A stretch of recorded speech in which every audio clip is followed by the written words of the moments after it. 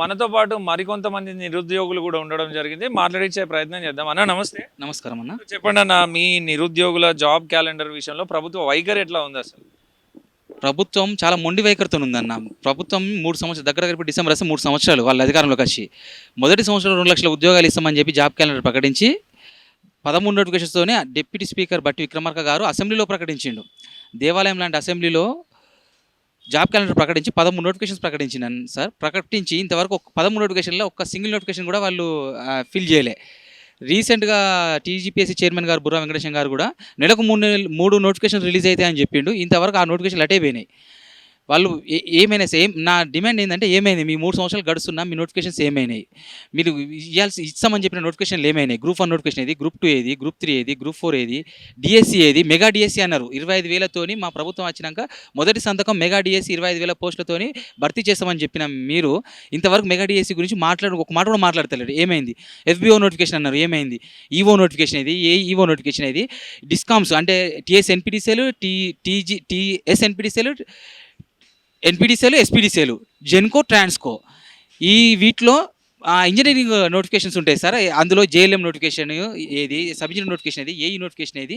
అంటే ఇలాంటి నోటిఫికేషన్లు, AEO notification, agriculture extension officer notification, EO notification, CDPO notification, ఇలా మీరు ఇన్ని నోటిఫికేషన్, ఇన్ని రకాల నోటిఫికేషన్లు మీకు దఫల వారిగా, ఫేసెస్ వారిగా ఇస్తామని చెప్పేసి 3 సంవత్సరాలు గడుస్తున్నా ఇంతవరకు ఒక నోటిఫికేషన్ లేకుండా మా స్టూడెంట్స్ అందరినీ 3 సంవత్సరాల నుంచి ఇదే లైబ్రరీలో కూర్చుండబెట్టి మీరు ఇంకెన్ని రోజులు ఇలా చేస్తారు? ఇది మా ప్రధానమైన డిమాండ్ సార్. ఇంకెప్పుడు రిలీజ్ చేస్తారు మీరు? సరే, మీరు ఎలక్షన్స్ ముందు ఇస్తాం, ఎలక్షన్స్ దగ్గరకు వచ్చినాక ఇస్తాం అనుకుంటున్నారేమో. అప్పుడు మీరు తీసుకునే పరిస్థితిలో విద్యార్థులు లేరు. మీరు ఎప్పుడు కానీ గుర్తుంచుకోండి సార్, నోటిఫికేషన్స్ అనేవి అడ్మినిస్ట్రేటివ్ పాయింట్ ఆఫ్ వ్యూలో ఇవ్వాలి. మీరు పొలిటికల్ పాయింట్ ఆఫ్ వ్యూలో ఇస్తున్నారు. పాత ప్రభుత్వం అట్లా ఇచ్చింది, మీరు ఇప్పుడు అలానే చేయబోతున్నారు. ఆ ప్రభుత్వం అట్లా ఇచ్చింది కాబట్టి వాళ్ళని గద్దెదించడం, మీరు మళ్ళీ అదే విధంగా ఇస్తా అంటున్నారు. మీకు కూడా వాళ్ళకు పట్టిన పరిస్థితి మీకు కూడా ఏర్పడుతుంది. మీరు గుర్తుంచుకోండి, మీ ప్రభుత్వాన్ని తీసుకొచ్చిందే 30 లక్షల మంది నిరుద్యోగులు కాళ్ళకు బలపాలు కట్టుకొని రాష్ట్ర వ్యాప్తంగా తిరిగి ప్రతి తల్లిదండ్రుల్ని బతిమలాడి ఓట్లు వేయించి మిమ్మల్ని అక్కడ కూర్చుండబెట్టిళ్ళు. మీరు గుర్తుంచుకోవాల్సింది ఏంటంటే, మిమ్మల్ని తీసుకుపోయి కూర్చోబెట్టిందే నిరుద్యోగులు. మళ్ళీ మిమ్మల్ని అక్కడి నుంచి దించడం కూడా వాళ్ళకి తెలుసు. తీసుకుపోయి పెట్టిన వాళ్ళకి తీసుకుపోయి దించడం కూడా తెలుసు. మీరు ఇంకా 2 సంవత్సరాలు ఇదే విధంగా గడిస్తే చివరి క్షణాన మీరు నోటిఫికేషన్స్ వేసినా ఆ నోటిఫికేషన్స్కు చదువుకుని యాక్సెప్ట్ చేసే పొజిషన్లో స్టూడెంట్స్ అనేది, నిరుద్యోగులు అనేవారు లేరు.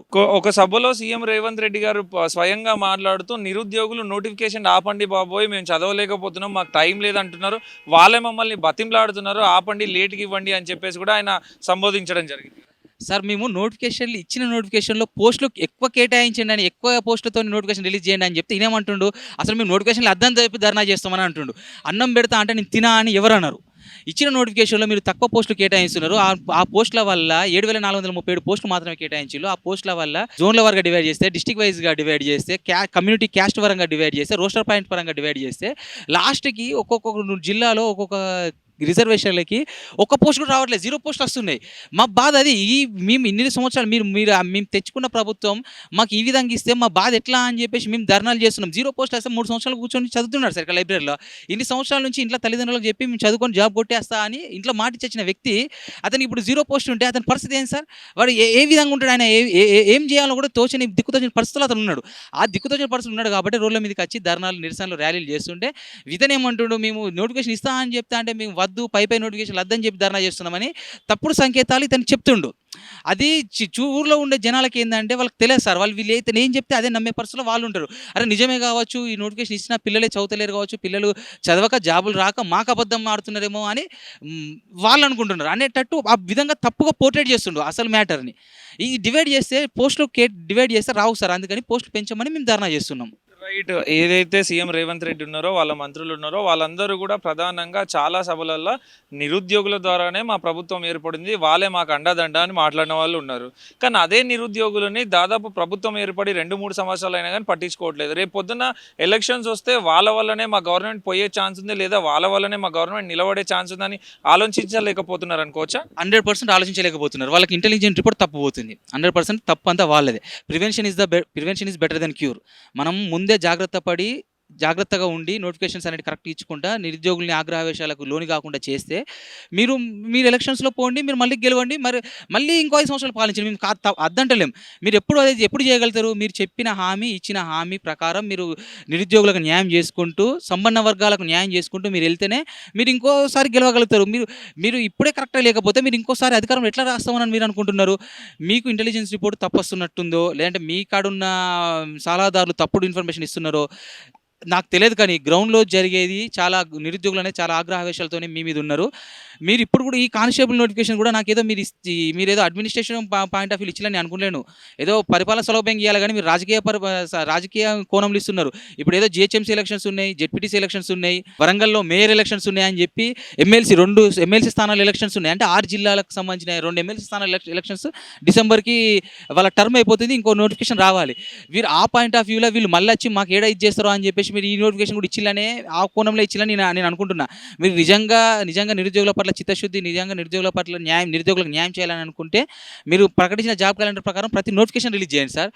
వాటి ఎగ్జామ్స్ సందర్భానుసారంగా ఆ టైం సెంట్రల్ ఎగ్జామ్స్కి కొలైడ్ అవ్వకుండా దాన్ని ఒక 5-6 నెలల పాటు మీరు ఎగ్జామ్స్ కండక్ట్ చేసుకుంటూ పోండి. కానీ నోటిఫికేషన్ రిలీజ్ చేయండి. గ్రూప్స్ నోటిఫికేషన్ కానీ, డిఎస్సి నోటిఫికేషన్ కానీ, జేఎల్ఎం నోటిఫికేషన్ కానీ, ఏఈ నోటిఫికేషన్ కానీ, అగ్రికల్చర్ ఎక్స్టెన్షన్ ఆఫీసర్ నోటిఫికేషన్ కానీ, ఇలా చాలా నోటిఫికేషన్స్ ఉన్నాయి సార్. 30 లక్షల మంది నిరుద్యోగులు చాలా నోటిఫికేషన్ కోసం ఎదురు చూస్తున్నారు. ఒక కానిస్టేబుల్ నోటిఫికేషన్ కాదు, ఇంకా అన్ని చాలా ఉన్నాయి నోటిఫికేషన్. అవన్నీ నోటిఫికేషన్ మీరు రిలీజ్ చేయండి. మీరే అన్నారు కదా నెలకు 3 నోటిఫికేషన్ రిలీజ్ చేస్తామని. ఏమైంది ఆ 3 నోటిఫికేషన్లు ఏమైంది? ఎఫ్బీఓ నోటిఫికేషన్ ఏమైంది? జీపీఓ నోటిఫికేషన్ ఏమైంది? మీరు ఇలాంటి నోటిఫికేషన్ రిలీజ్ చేస్తే మేము చదువుకొని మేము కూడా మీరు ఏ విధంగా మాకు సహకరిస్తాం, మేము కూడా అదే విధంగా సహకరించి మళ్ళీ మిమ్మల్ని అధికారం రావడానికి మేము సర్వశక్తులా ప్రయత్నిస్తాం. మీరు కనుక ఇవ్వకపోతే మేము అదే సర్వశక్తులా ప్రయత్నించి మిమ్మల్ని దించే ప్రయత్నం కూడా మేము చేస్తాం. రైట్. ఫైనల్‌గా ఏం చెప్తారు గవర్నమెంట్‌కి గానీ, రేవంత్ రెడ్డికి గానీ మీ నిరుద్యోగుల బాధ తెలియాలి అంటే అసలు ఏం చెప్తారు మీ నిరుద్యోగుల తరఫున మీరు? సార్ నేను ఒక్కటే సార్, నా అల్టిమేట్గా నేను చెప్పేది ఒకటే సార్, నిరుద్యోగులకు మోసం చేయకుండా నిరుద్యోగులకు న్యాయం చేయండి. మీరిచ్చిన హామీ ప్రకారమే ఇవ్వండి. సరే సంవత్సరం 2 లక్షల ఉద్యోగాలు కష్టమవుతుందని అంటే తక్కువ చేసి ఇవ్వండి. కొన్ని తక్కువ ఇవ్వచ్చు కదా, 1 లక్ష వరకన్నా ఫిల్ చేయొచ్చు కదా. మీరు ఆ పాత ప్రభుత్వం ఇచ్చిన నోటిఫికేషన్లు మాయని చెప్పి అపాయింట్మెంట్లు ఇచ్చి మాయని చెప్పుకొని ఎంతవరకు సమంజసం, ఎంతవరకు కరెక్ట్ మీరే మీ విఘ్నతగా వదిలేస్తున్నా. ఫైనల్గా అన్ని నోటిఫికేషన్ రిలీజ్ చేయండి సార్.